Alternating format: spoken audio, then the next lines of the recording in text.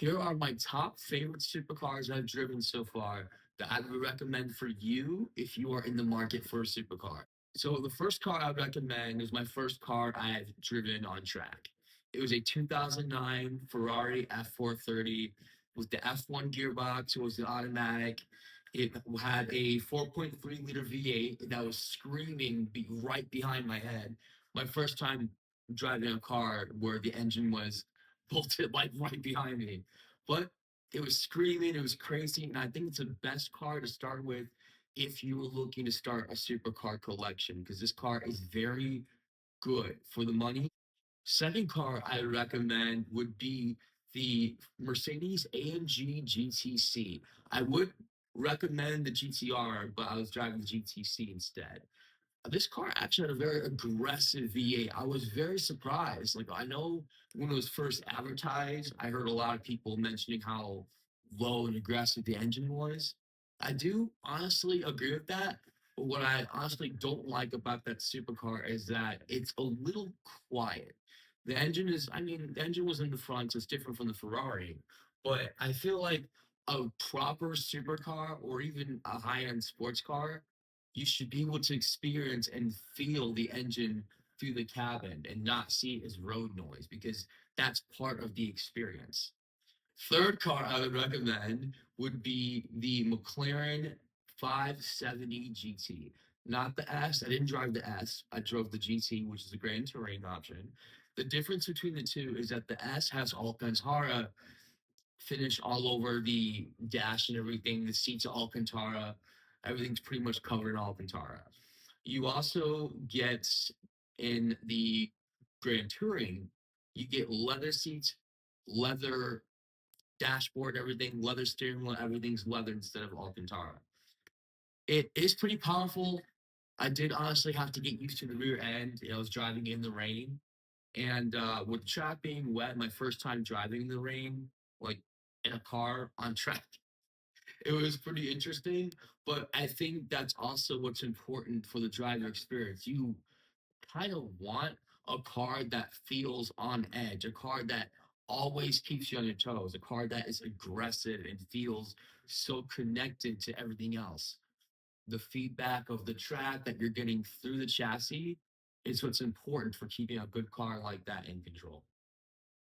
Fourth car I'd recommend was the Porsche Boxster S. It was a 718, and it was interesting because they still make those now in a six-speed manual, which is incredible. I honestly, I honestly worship Porsche for keeping the manual alive. The car is pretty interesting for considering that such a lightweight car, and you don't need a lot of horsepower in a Porsche for it to feel fun, for it to be fast and feel agile, because that's how these cars were designed. I will say this: if this is your first time driving a Porsche, it's not going to feel the same as every other car with the engine in the back. It actually is going to be pretty hard set, pretty kind of heavy towards the back. So, and which is what keeps the car fast because that's how it maintains its traction. It's hard to break traction in some of these cars. So, if you are looking to drift the car right off the bat, don't take your time. Fifth car I'd recommend would be the McLaren MP412C. This, I didn't get the most amount of speed or a chance to get it up to the last speed because I was in an infield circuit for autocross at Chicagoland Speedway.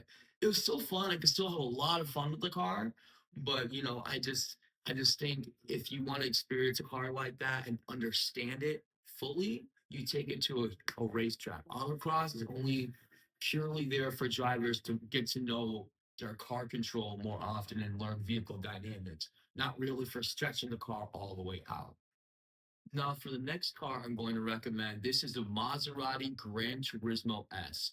This thing was angry, like legitimately a hot car. And if you ask me, my favorite out of every single Maserati, aside from the MC20 and MC12, and it had like a very angry V8. I love the way it sounded. It's just the front end just felt so planted, not in a good way. It was just such a hard car to tame. So you might be experiencing a lot more understeer with this car than most of the other cars I've mentioned.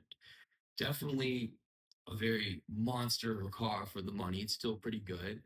I honestly don't really recommend Maseratis in general, but if you really want to find more bang for your buck and possibly more issues that have no reason for coming up, then buy a Maserati.